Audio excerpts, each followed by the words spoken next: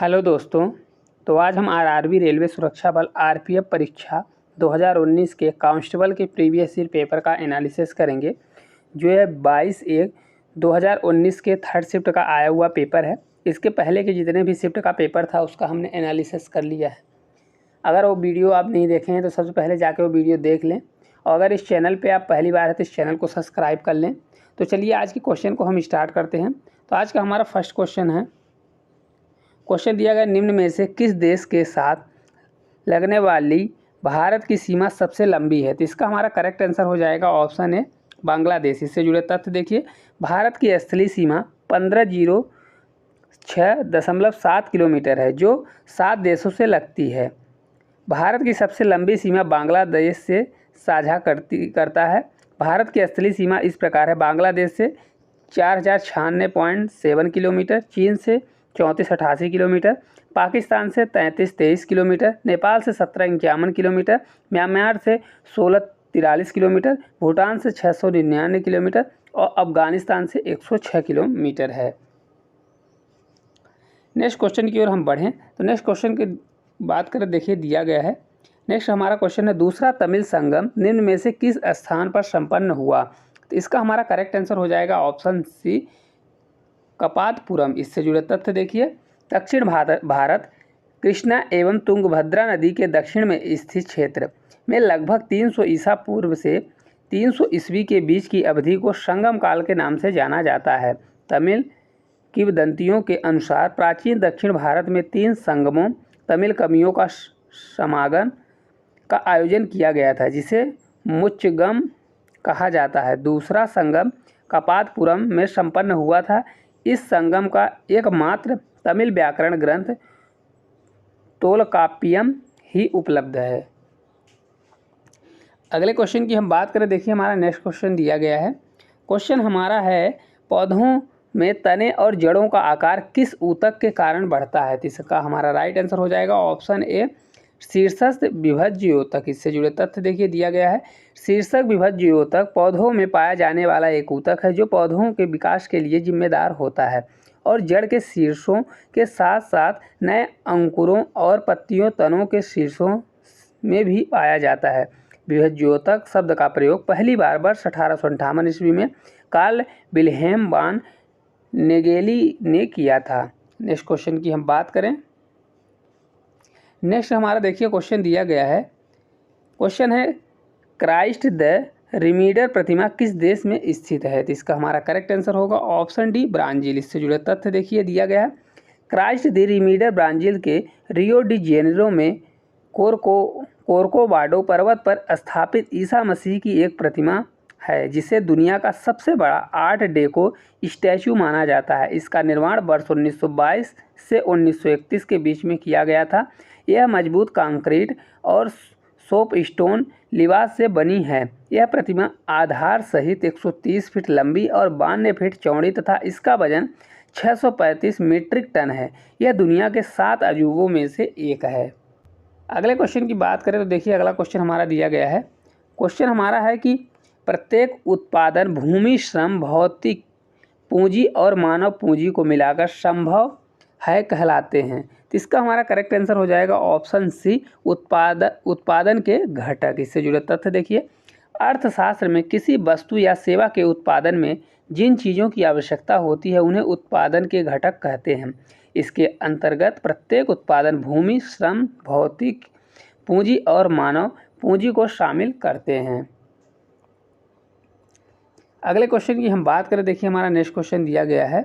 Question है कि Rio Olympic 2016 में किस देश ने बास्केटबॉल के महिला और पुरुष दोनों वर्गों में स्वर्ण पदक जीता? तो इसका हमारा करेक्ट आंसर हो जाएगा ऑप्शन है यूएस। इससे जुड़े तथ्य देखिए, 31वें ग्रीष्मकालिक ओलंपिक खेलों का आयोजन रियो डी जेनेरो में 5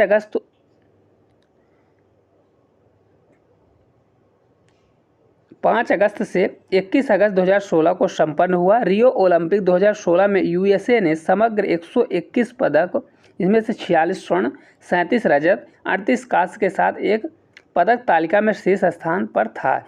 इस ओलंपिक में यूएसए ने खिलाड़ी बास्केटबॉल के महिला और पुरुष दोनों वर्गों में 25 स्वर्ण पदक जीता। वर्ष 2024 में ग्रीष्मकालीन ओलंपिक पेरिस फ्रांस में आयोजित होगा। अगले क्वेश्चन की हम बात करें, देखिए हमारा नेक्स्ट क्वेश्चन दिया गया है, गुरु ग्रंथ साहिब डॉट डॉट का पवित्र ग्रंथ है, तो इसका हमारा करेक्ट आंसर होगा ऑप्शन सी। ऑप्शन सी इसका हमारा करेक्ट आंसर हो जाएगा सिख। इससे जुड़े तथ्य देखिए दिया गया है, गुरु ग्रंथ साहिब या आदि ग्रंथ सिख समुदाय का प्रमुख धर्म ग्रंथ है। इसका संपादन सिख समुदाय के 5वें गुरु श्री अर्जुन देव जी ने किया था और इसे अमृतसर के स्वर्ण मंदिर में स्थापित किया। वर्ष 1708 ईस्वी में गुरु गोविंद सिंह ने गुरु ग्रंथ साहिब को सिखों का जीवित गुरु घोषित किया है। गुरु ग्रंथ साहिब 6 सिख गुरुओं 15 संतों द्वारा लिखे गए भजनों का एक संग्रह है, जिसमें कबीर संत रविदास, सूफी संत शेख फरीद, संत नामदेव, 11 भट्ट गीतकार और 4 सिख शामिल हैं। नेक्स्ट क्वेश्चन की हम बात करें, देखिए हमारा नेक्स्ट क्वेश्चन दिया गया है, क्वेश्चन है कि भारत में सार्वजनिक लोक लेखा समिति का गठन कब हुआ, तो इसका हमारा करेक्ट आंसर हो जाएगा ऑप्शन सी सन 1921। इससे जुड़े तथ्य देखिए दिया गया है, भारत में लोक लेखा समिति को वर्ष 1921 में भारत सरकार अधिनियम 1919 के माध्यम से गठित किया गया था, जिसे मोटफोर्ड सुधार भी कहा जाता है। यह एक अस्थायी समिति है जिसका गठन प्रतिवर्ष लोकसभा की प्रक्रिया और काल संचालन नियमों के नियम 389 व अन्य नियमों के तहत किया जाता है। इसमें वर्तमान में केवल 1 वर्ष की अवधि के साथ 22 सदस्य चुने गए हैं, 15 सदस्य और राज्यसभा के सभापति के द्वारा चुने गए हैं 7 सदस्य सब शामिल होते हैं। समिति के अध्यक्ष की नियुक्ति लोकसभा अध्यक्ष द्वारा की जाती है। नेक्स्ट क्वेश्चन की हम बात करें, देखिए हमारा नेक्स्ट क्वेश्चन दिया गया है, क्वेश्चन 1897 में रामकृष्ण मिशन की स्थापना किसने की, तो इसका हमारा करेक्ट आंसर हो जाएगा ऑप्शन डी स्वामी विवेकानंद। इससे जुड़े तथ्य देखिए दिया गया है, रामकृष्ण मिशन की स्थापना 1 मई 1897 ईस्वी को रामकृष्ण परमहंस के परम शिष्य स्वामी विवेकानंद ने किया था। यह एक हिंदू धार्मिक, आध्यात्मिक और परोपकारी संगठन है जिसका मुख्यालय बेलूरू मठ पश्चिम बंगाल में है। यह मिशन मूल आधारित शिक्षा, सांस्कृतिक, स्वास्थ्य, महिला सशक्तिकरण, युवा एवं आदिवासी कल्याण एवं राहत तथा पुनर्वास के क्षेत्र में काम करता है। नेक्स्ट क्वेश्चन की हम बात करें, देखिए नेक्स्ट क्वेश्चन हमारा दिया गया है, प्रधानमंत्री फसल बीमा योजना की शुरुआत किस वर्ष हुई, तो इसका हमारा करेक्ट आंसर हो जाएगा ऑप्शन डी 2016। इससे जुड़े तथ्य देखिए, मध्य प्रदेश के सीहोर में प्रधानमंत्री फसल बीमा योजना को 18 फरवरी 2016 में लॉन्च किया गया था। इसे कृषि और किसान कल्याण मंत्रालय द्वारा प्रशासित किया जा रहा है। इसने राष्ट्रीय कृषि बीमा योजना और संशोधित राष्ट्रीय कृषि बीमा योजना का स्थान लिया है। नेक्स्ट क्वेश्चन की हम बात करें, देखिए हमारा नेक्स्ट अगला क्वेश्चन दिया गया है, जापान की मुद्रा क्या है, तो इसका हमारा करेक्ट आंसर हो जाएगा ऑप्शन सी जापानी येन। इससे जुड़े तथ्य देखिए, येन जापान की आधिकारिक मुद्रा है। संयुक्त राज्य अमेरिका का डॉलर और यूरो के बाद यह विदेशी मुद्रा बाजार में तीसरी सबसे अधिक कारोबारी वाली मुद्रा है। इसे अमेरिकी डॉलर और यूरो के बाद तीसरी आरक्षित मुद्रा के रूप में भी व्यापक रूप से उपयोग किया जाता है। नेक्स्ट क्वेश्चन की हम बात करें, नेक्स्ट देखिए क्वेश्चन दिया गया है, अंग्रेजों के साथ कौन सी संधि के फलस्वरूप रणजीत सिंह ने शीर्ष सतलज प्रदेशों पर अंग्रेजों के अधिकार को स्वीकार किया, तो इसका हमारा करेक्ट आंसर हो जाएगा ऑप्शन ए अमृतसर की संधि। इससे जुड़े तथ्य देखिए, अमृतसर की संधि 25 अप्रैल 1809 ईस्वी को रणजीत सिंह और ईस्ट इंडिया कंपनी के बीच हुई। उस समय लॉर्ड मिंटो प्रथम भारत का गवर्नर जनरल था। इस संधि के द्वारा सतलज पार की पंजाब की रियासतें अंग्रेजों के संरक्षण में आ गई और सतलज के पश्चिम पंजाब राज्य का शासक रणजीत सिंह को मान लिया गया।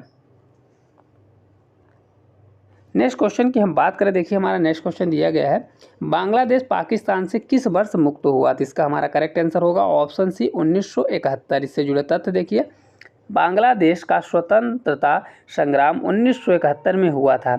इसे मुक्ति संग्राम भी कहते हैं। इस युद्ध वर्ष 1971 में 25 मार्च से 16 दिसंबर तक चला था। इस रक्त रंजित युद्ध के माध्यम से बांग्लादेश ने पाकिस्तान से स्वाधीनता प्राप्त की। 16 दिसंबर 1971 को बांग्लादेश बना था। भारत की पाकिस्तान पर इस ऐतिहासिक जीत को विजय दिवस के रूप में मनाया जाता है।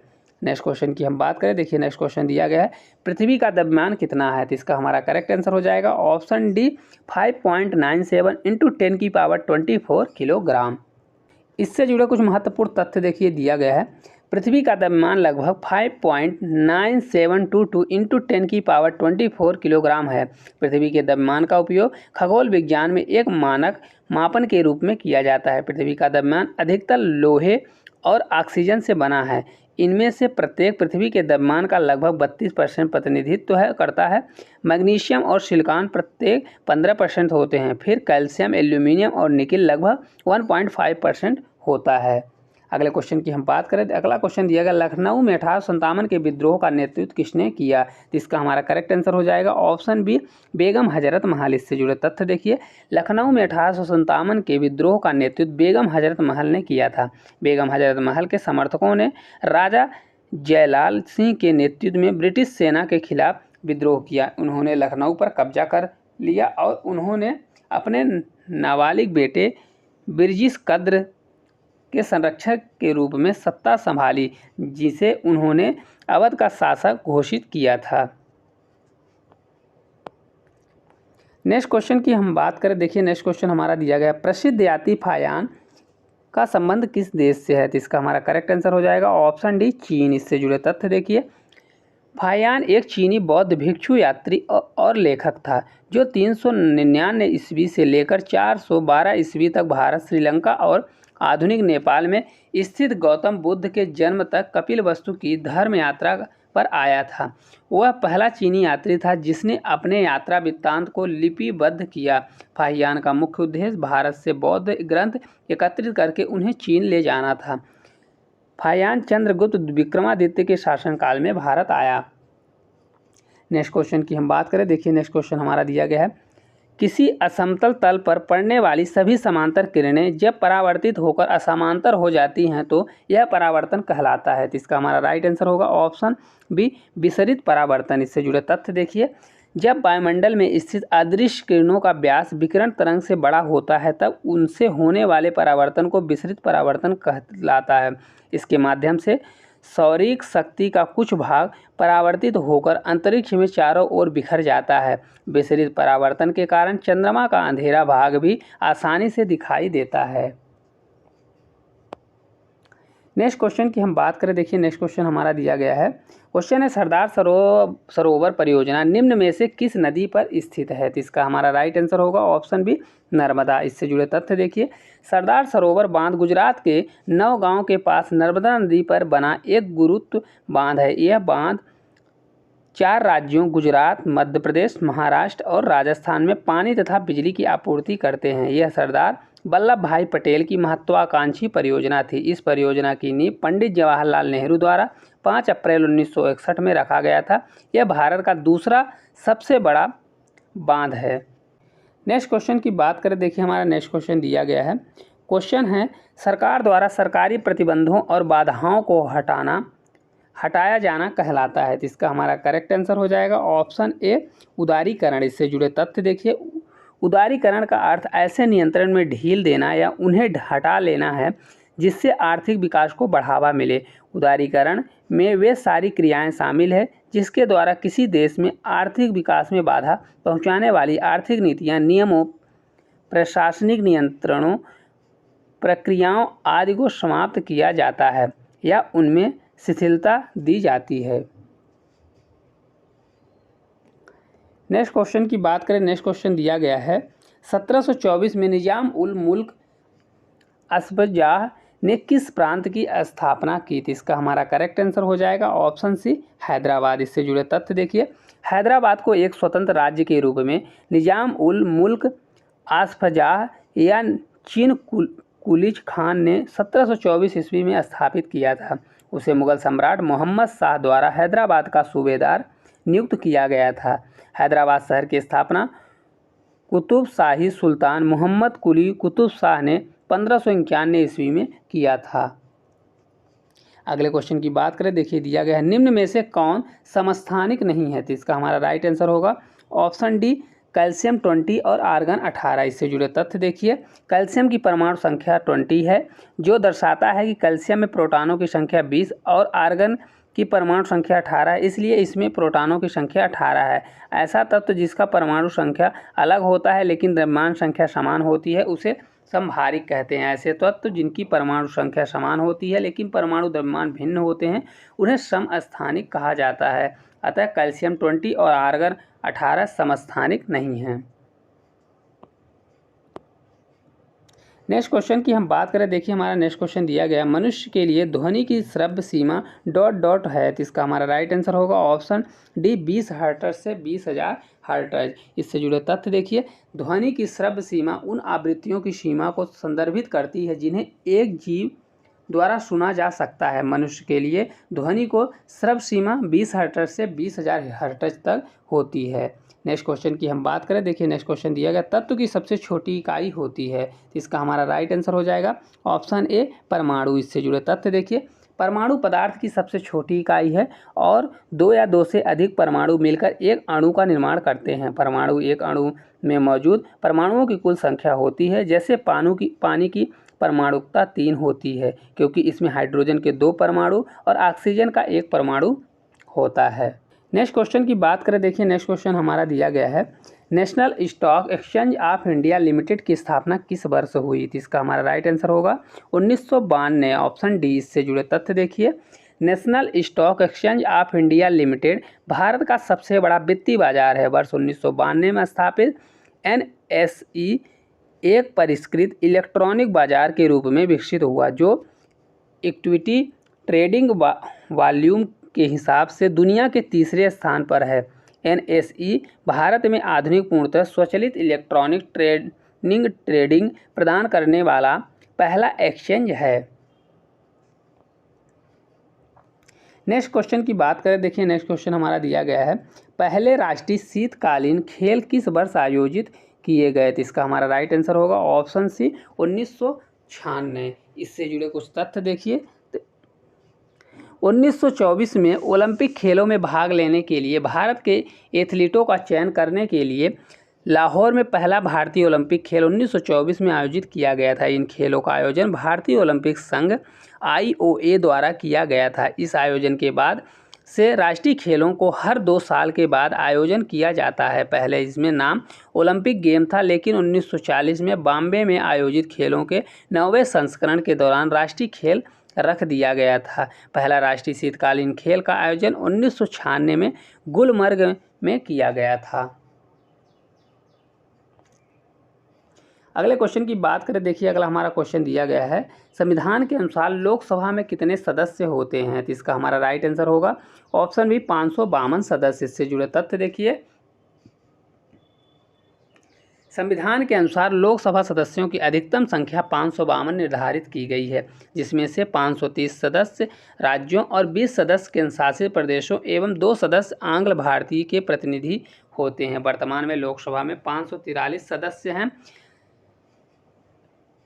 इससे पहले राष्ट्रपति द्वारा एंग्लो इंडियन समुदाय के 2 सदस्यों को भी नामित किया जाता था, लेकिन 95वें संविधान संशोधन अधिनियम 2009 द्वारा यह प्रावधान केवल 2020 तक की मान्य था कि 104 संविधान संशोधन अधिनियम 2019 द्वारा लोकसभा और राज्यसभा विधानसभाओं में एंग्लो इंडियन समुदाय के लिए सीटों के आरक्षण को समाप्त कर दिया गया। अगले क्वेश्चन की हम बात करें, देखिए हमारा नेक्स्ट क्वेश्चन दिया गया है, सुदीरमन कप का संबंध किस खेल से है, तो इसका हमारा राइट आंसर होगा ऑप्शन डी बैडमिंटन। इससे जुड़े तथ्य देखिए, सुदीरमन कप विश्व टीम बैडमिंटन चैंपियनशिप है जो हर 2 साल में आयोजित की जाती है और खेल में सबसे प्रतिष्ठित किताबों में से एक है। इस कप का नाम पूर्व इंडोनेशियाई बैडमिंटन खिलाड़ी और बैडमिंटन एसोसिएशन ऑफ इंडोनेशिया के संस्थापक डिग सुदीरमन के नाम पर रखा गया है। नेक्स्ट क्वेश्चन की हम बात करें तो नेक्स्ट क्वेश्चन देखिए दिया गया है, कोयल और शांख नदियों के संगम को ... के नाम से जाना जाता है, तो इसका हमारा राइट आंसर हो जाएगा ऑप्शन डी ब्राह्मणी नदी। इससे जुड़े कुछ महत्वपूर्ण तथ्य देखिए दिया गया है, ब्राह्मणी नदी भारत के उड़ीसा राज्य में बहने वाली एक ऋतु निर्भर नदी है, यानी यह वर्ष के कुछ महीनों में ही बहती है। यह शंख नदी और दक्षिणी कोयल नदी के संगम से आरंभ होती है। यह महानदी के नदी तंत्र का भाग है। अगले क्वेश्चन की हम बात करें, देखिए अगला क्वेश्चन दिया गया है, मेंस हॉकी एशिया कप 2017 में निम्न में से किस देश ने जीता? तो इसका हमारा करेक्ट आंसर होगा ऑप्शन डी भारत। इससे जुड़े तथ्य देखिए, भारत ने बांग्लादेश के ढाका में आयोजित फाइनल मैच में मलेशिया को हराकर 2017 हॉकी एशिया कप का खिताब जीता। 2022 पुरुष हॉकी एशिया कप का 11वां संस्करण था। इसमें दक्षिण कोरिया ने मलेशिया को हराकर अपना 5वां खिताब जीता। नेक्स्ट क्वेश्चन की ओर हम बढ़ें। देखिए नेक्स्ट क्वेश्चन हमारा दिया गया है। क्वेश्चन है, बैडमिंटन खेल में उनके योगदान के लिए निम्न में से किसे 2018 में लाइफ टाइम अचीवमेंट अवार्ड से सम्मानित किया गया? तो इसका हमारा करेक्ट आंसर होगा ऑप्शन बी प्रकाश पादुकोण। इससे जुड़े तथ्य देखिए, भारतीय बैडमिंटन के दिग्गज खिलाड़ी प्रकाश पादुकोण को बैडमिंटन वर्ल्ड फेडरेशन काउंसिलिंग द्वारा 2021 में प्रतिष्ठित लाइफ टाइम अचीवमेंट अवार्ड के लिए चुना गया। पूर्व विश्व नंबर 1 खिलाड़ी प्रकाश पादुकोण को वर्ष 2018 में badminton association of India BAI life time achievement award से सम्मानित किया जा चुका है। पादुकोण वर्ष 1983 में कोपेनहेग टूर्नामेंट विश्व चैंपियनशिप में कांस्य पदक जीतने वाले पहले भारतीय हैं। नेक्स्ट क्वेश्चन की हम बात करें। देखिए हमारा नेक्स्ट क्वेश्चन दिया गया है, प्रारंभ में सर्वोच्च न्यायालय के लिए निर्धारित जजों की संख्या कितनी थी? इसका हमारा करेक्ट आंसर होगा ऑप्शन सी 8 जज। इससे जुड़े तथ्य देखिए, वर्ष 1950 में स्थापना के समय सर्वोच्च न्यायालय के न्यायाधीशों की कुल संख्या 8 थी, परंतु बाद में वर्ष 1956 में सर्वोच्च न्यायालय अधिनियम 1956 के माध्यम से इसे 11 कर दिया गया। वर्तमान में सर्वोच्च न्यायालय में न्यायाधीशों की कुल संख्या 34 है। अगले क्वेश्चन की ओर हम बढ़ें। अगला क्वेश्चन देखिए दिया गया, पंचायती राज व्यवस्था का निर्माण किस संशोधन के द्वारा हुआ? तो इसका हमारा करेक्ट आंसर होगा ऑप्शन ए 73वां संविधान संशोधन। इससे जुड़े तथ्य देखिए, वर्ष 1993 में संविधान के 73वें संविधान संशोधन द्वारा पंचायती राज व्यवस्था को संवैधानिक मान्यता मिली थी। इसका उद्देश्य था देश की करीब 2.5 लाख पंचायतों को अधिक से अधिक अधिकार प्रदान कर उन्हें सशक्त बनाना, और उम्मीद थी कि ग्राम पंचायतें स्थानीय ज़रूरतों के अनुसार योजनाएं बनाएंगी और उन्हें लागू करेंगी। नेक्स्ट क्वेश्चन की हम बात करें। देखिए हमारा नेक्स्ट क्वेश्चन दिया गया है, विलयनों में शुद्ध ठोसों को उनके क्रिस्टलों के रूप में पृथक करने की विधि कहलाती है? तो इसका हमारा राइट आंसर हो जाएगा ऑप्शन डी क्रिस्टलीकरण। इससे जुड़े कुछ महत्वपूर्ण तथ्य देखिए दिया गया है, किसी विलयन या गलित धातु में से प्राकृतिक या कृत्रिम विधि से ठोस क्रिस्टल बनाने की प्रक्रिया को क्रिस्टलन या क्रिस्टलीकरण कहते हैं। अगर किसी गैस में सीधे क्रिस्टल जमा कर लिया जाता है तो या निकाल लिया जाता है तो यह भी क्रिस्टलीकरण के अंतर्गत ही आता है।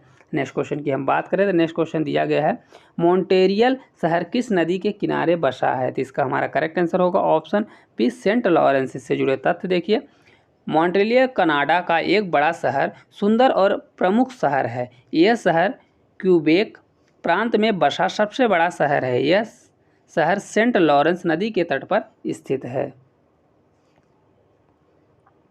नेक्स्ट क्वेश्चन की ओर हम बढ़ें तो नेक्स्ट क्वेश्चन देखिए दिया गया है, क्वेश्चन है, भारत में किसी राज्य का राज्यपाल बनने के लिए न्यूनतम आयु सीमा क्या होनी चाहिए? तो इसका हमारा करेक्ट आंसर ऑप्शन सी 35 वर्ष। इससे जुड़े तथ्य देखिए, अनुच्छेद 153 के अनुसार प्रत्येक राज्य के लिए एक राज्यपाल होगा।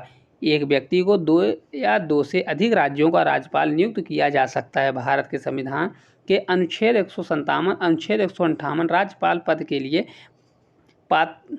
पात्रता आवश्यकताओं की निर्दिष्ट करते हैं। वे इस प्रकार हैं, पहला पॉइंट हमारा देखिए दिया गया है वह भारत का नागरिक हो। अगला पॉइंट दिया गया कम से कम वो 35 वर्ष की आयु कंप्लीट कर चुका हो। अगला पॉइंट दिया संसद के किसी भी सदन या राज्य विधानमंडल के किसी भी सदन का सदस्य न हो। अगला पॉइंट दिया गया लाभ का कोई पद धारण न करे। नेक्स्ट क्वेश्चन की हम बात करें, देखिए हमारा नेक्स्ट क्वेश्चन दिया गया है, झारखंड की निम्न में से किस नदी में जलोढ़ सोना पाया जाता है? तो इसका हमारा राइट आंसर होगा ऑप्शन है स्वर्ण रेखा नदी। इससे जुड़े तथ्य देखिए, कर्नाटक और आंध्र प्रदेश के अलावा झारखंड भारत में सोने का एक महत्वपूर्ण उत्पादक है। झारखंड में जलोढ़ और देसी सोना दोनों हैं। जलोढ़ सोना स्वर्ण रेखा सोने की लकीर नदी की रेत से प्राप्त किया जाता है। देसी सोना सिंहभूम जिले के लोवा के पास और छोटा नागपुर पठार के कुछ अन्य हिस्सों में पाया जाता है। नेक्स्ट क्वेश्चन की हम बात करें, देखिए हमारा नेक्स्ट क्वेश्चन दिया गया है, साजी थॉमस, जिन्हें 2014 में अर्जुन अवार्ड से सम्मानित किया गया था, निम्न में से किस खेल से संबंधित हैं? तो इसका हमारा करेक्ट आंसर होगा ऑप्शन बी नौकायान। इससे जुड़े तथ्य देखिए, नौकायान पतवार चप्पू का उपयोग करते हुए रेसिंग बोट का खेल है। नौकायान को दो भागों स्कीलिंग और स्वीप रोइंग में बांटा गया है। यह सबसे पुराने ओलंपिक खेलों में से एक है। वेलिंगटन ट्रॉफी का संबंध नौकायान से है। साजी थॉमस वर्ष 2014 में अर्जुन पुरस्कार से सम्मानित होने वाले नौकायान भारतीय खिलाड़ी हैं। नेक्स्ट क्वेश्चन की बात करें, देखिए हमारा नेक्स्ट क्वेश्चन दिया गया है, राज्य की कार्यकारी शक्तियां किसके पास होती हैं? तो इसका हमारा राइट आंसर हो जाएगा ऑप्शन डी राज्यपाल। इससे जुड़े कुछ महत्वपूर्ण तथ्य देखिए दिया गया है। राज्य की कार्यपालिका शक्ति निम्न है। कद दिया हुआ है हमारा, राज्य की कार्यपालिका शक्ति राज्यपाल में निहित होगी और वह इसका प्रयोग संविधान के अनुसार स्वयं या अपने अधीनस्थ अधिकारियों द्वारा करेगा। ख दिया हुआ है हमारा, राज्यपाल के अधीनस्थ किसी प्रतिनिधि प्राधिकारी को विधि द्वारा कृत्य प्रदान करने से संसद या राज्य के विधानमंडल को निवारित नहीं करेगी। अगले क्वेश्चन की ओर हम बढ़ें। अगला क्वेश्चन देखिए दिया गया है, लोकसभा का संसद सदस्य बनने के लिए न्यूनतम आयु सीमा क्या है? तो इसका हमारा करेक्ट आंसर होगा ऑप्शन ए 25 वर्ष। इससे जुड़े तथ्य देखिए, भारत की संसद भारत गणराज्य का सर्वोच्च विधायी निकाय है। यह एक द्विसदनीय विधायिका है जो राज्यसभा राज्यों की परिषद और लोकसभा लोगों का सदन से बनी है। लोकसभा का संसद सदस्य बनने के लिए न्यूनतम आयु सीमा 25 वर्ष, जबकि राज्यसभा का सदस्य बनने के लिए न्यूनतम आयु 30 वर्ष है। अगले क्वेश्चन की ओर हम बढ़े तो नेक्स्ट क्वेश्चन देखिए हमारा दिया गया है, पीर पंजाल और धौलाधर पर्वतमालाएं डॉट डॉट में का हिस्सा हैं। तो इसका हमारा राइट आंसर होगा ऑप्शन डी निम्न हिमालय। इससे जुड़े तथ्य देखिए, निम्न हिमालय को मध्य हिमालय के नाम से भी जाना जाता है। यह महान हिमालय के दक्षिण तथा शिवालिक के उत्तर में स्थित है। लघु हिमालय 8 से 100 किलोमीटर चौड़ाई में विस्तृत है। इसकी अधिकतम ऊंचाई 4500 मीटर है। लघु हिमालय में कुमायूं, नेपाल और असम के हिमालयी क्षेत्र शामिल हैं। नेक्स्ट क्वेश्चन की ओर हम बढ़ें। नेक्स्ट क्वेश्चन की बात करें, दिया गया है, समानता के आधार पर भेदभाव पर प्रतिबंध भारतीय संविधान के किस मौलिक अधिकार के तहत आता है? तो इसका हमारा करेक्ट आंसर होगा ऑप्शन डी समानता का अधिकार। इससे जुड़े तथ्य देखिए, समानता का अधिकार कानून के समक्ष सभी के साथ समान व्यवहार प्रावधान करता है, विभिन्न आधारों पर भेदभाव को रोकता है, सार्वजनिक रोजगार मामले में भी सभी को समान मानता है और अस्पृश्यता और उपाधियां जैसे सर, राय बहादुर आदि को समाप्त करता है। नेक्स्ट क्वेश्चन की बात करें, देखिए हमारा नेक्स्ट क्वेश्चन दिया गया है, निम्न में से कौन सी फसल रोप कर उगाई जाती है? तो इसका हमारा राइट आंसर होगा ऑप्शन डी उपरोक्त सभी। इससे जुड़े तथ्य देखिए, रोपण कृषि वाणिज्यिक खेती की श्रेणी के अंतर्गत आता है, जिससे वर्ष भर एक ही फसल उगाई जाती है। रोपण कृषि के दौरान उगाई जाने वाली प्रमुख फसलें चाय, कॉफ़ी, गन्ना, काजू, रबर, केला और कपास इत्यादि। नेक्स्ट क्वेश्चन की बात करें, देखिए हमारा नेक्स्ट क्वेश्चन दिया गया है, निम्न में से कौन सा एक ग्रह दक्षिणावर्त घूमता है? तो इसका हमारा करेक्ट आंसर हो जाएगा ऑप्शन डी अरुण। इससे जुड़े तथ्य देखिए, अरुण हमारे सौरमंडल में सूर्य से 7वां ग्रह है। व्यास के आधार पर यह सौरमंडल का तीसरा बड़ा और द्रव्यमान के आधार पर चौथा बड़ा ग्रह है। अरुण अपने अक्ष पर लगभग पूरी तरह से लेटा हुआ है और दक्षिणावर्त दिशा में घूमता है। इस ग्रह की खोज विलियम हर्शल ने किया था। नेक्स्ट क्वेश्चन की बात करें, देखिए हमारा नेक्स्ट क्वेश्चन दिया गया है, भारतीय स्वतंत्रता संग्राम की पहली सामूहिक हड़ताल कौन सी थी? तो इसका हमारा राइट आंसर होगा ऑप्शन ए रॉलेट सत्याग्रह। इससे जुड़े तथ्य देखिए, मार्च 1919 में रॉलेट एक्ट पारित किया गया था। इस अधिनियम ने सरकार को किसी भी व्यक्ति को अदालत में मुकदमे और दोष सिद्ध के बिना जेल में डालने का अधिकार दिया गया। रॉलेट सत्याग्रह पहली राष्ट्रव्यापी सामूहिक हड़ताल थी जिसने भारतीय राष्ट्रवादी राजनीति को कुछ प्रतिबंधित वर्गों की राजनीति से जनता की राजनीति में बदलने की शुरुआत की। नेक्स्ट क्वेश्चन की ओर हम बढ़ें। नेक्स्ट क्वेश्चन की हम बात करें, देखिए नेक्स्ट क्वेश्चन हमारा दिया गया है, किस समिति को बजट में शामिल अनुमानों के निरीक्षण और सार्वजनिक व्यय की अर्थव्यवस्थाओं पर सुझाव देने का उत्तरदायित्व सौंपा गया था? तो इसका हमारा राइट आंसर होगा ऑप्शन बी प्राक्कलन समिति, इससे जुड़े तथ्य देखिए। प्राक्कलन समिति का कार्य बजट के लिए किए गए अनुमानों को देखना और सार्वजनिक व्यय में अर्थव्यवस्था का सुझाव देना है। परिणाम स्वरूप इसे निरंतर अर्थव्यवस्था समिति के रूप में भी जाना जाता है। पहले इसमें 25 सदस्य थे, लेकिन वर्ष 1956 में यह एक संख्या बढ़ाकर 30 कर दी गई। प्राक्कलन समिति में केवल लोकसभा सदस्य होते हैं। संसद की अस्थायी समितियों में यह सबसे बड़ी समिति है। नेक्स्ट क्वेश्चन की हम बात करें, देखिए हमारा नेक्स्ट क्वेश्चन दिया गया है, अमृता शेरगिल डॉट डॉट के क्षेत्र की मशहूर शख्सियत हैं। तो इसका हमारा राइट आंसर होगा ऑप्शन ए चित्रकला। इससे जुड़े तथ्य देखिए। अमृता शेरगिल चित्रकला के क्षेत्र में भारत के प्रसिद्ध चित्रकारों में से एक थी। इनका जन्म हंगरी की राजधानी बुडापेस्ट में सन 1913 में हुआ था। सन 1932 में बनी इनका तेल चित्रकला यंग गर्ल्स को एक स्वर्ण पदक एवं वर्ष 1933 में पेरिस में ग्रैंड सैलून का एसोसिएट के रूप में चुनाव में शामिल होने का अवसर मिला।